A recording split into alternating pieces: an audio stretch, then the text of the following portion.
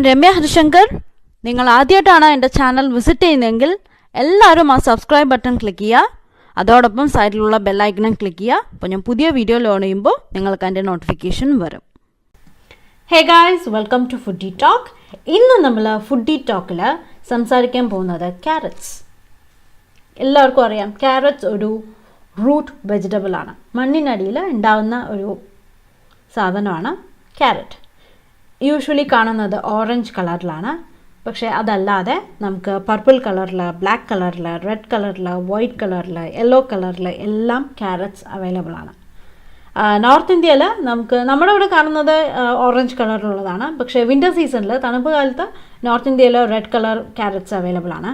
ഇതിൻ്റെ ഇല നമ്മൾ കഴിക്കാറില്ല, കാരണം വിഷാംശം അടങ്ങിയിട്ടുണ്ട് എന്നാണ് ഒരു വിഭാഗം പറയുന്നത്. എന്തായാലും നമ്മൾ കഴിക്കാറില്ല, അതിൻ്റെ റൂട്ട്സ് ആണ് കഴിക്കുന്നത്. അതാണ് ക്യാരറ്റ്സ്. ഇതിൻ്റെ ഒറിജിൻ പേർഷ്യയിലാണ്. അതായത് ഇപ്പോഴത്തെ അഫ്ഗാനിസ്ഥാൻ, ഇറാൻ ആ ഭാഗത്താണ് ഇതിൻ്റെ ഒറിജിൻ, ക്യാരറ്റ്സിൻ്റെ ഒറിജിൻ. ഓക്കെ.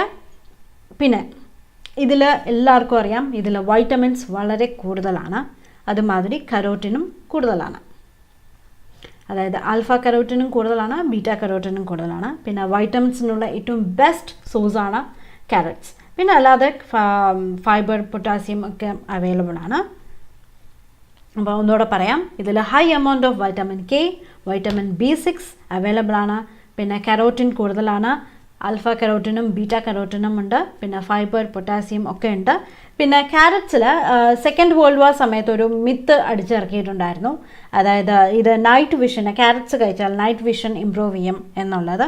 പക്ഷേ അതൊരു മിത്ത് മാത്രമാണ്. അത് പണ്ട് ബ്രിട്ടീഷുകാർ വാറിൽ ഹെൽപ്പ് ചെയ്യാൻ വേണ്ടിയിട്ട് ചെയ്ത ഒരു പണിയാണ്.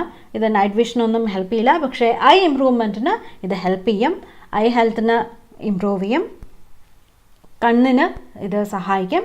അതേമാതിരി ഒരു പരിധിവരെ ക്യാൻസർ തടയും. അതായത് colon cancer, prostate cancer, breast cancer, ഇതെല്ലാം ഒരു പരിധിവരെ ക്യാരറ്റ് തടയും. അതേമാതിരി നമുക്ക് വെയിറ്റ് ലോസിന് ഹെൽപ്പ് ചെയ്യും.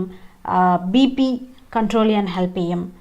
ഇത് നമുക്ക് ഡെയിലി കഴിക്കാം, ഇഷ്യൂസ് ഒന്നുമില്ല. നമുക്ക് ഡെയിലി എങ്ങനെ വേണമെങ്കിലും കഴിക്കാം. സാലഡ്സ് ആയിട്ടോ, സൂപ്സ് ആയിട്ടോ, നമ്മൾ കറിയിലായിട്ടോ, തോരനായിട്ടോ, ജ്യൂസായിട്ടോ എങ്ങനെ വേണമെങ്കിലും കഴിക്കാം.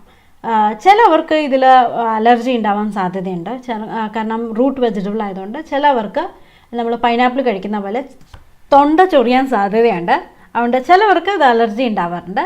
പിന്നെ ഞാൻ പറഞ്ഞു, ഡെയിലി ക്യാരറ്റ് കഴിക്കാം.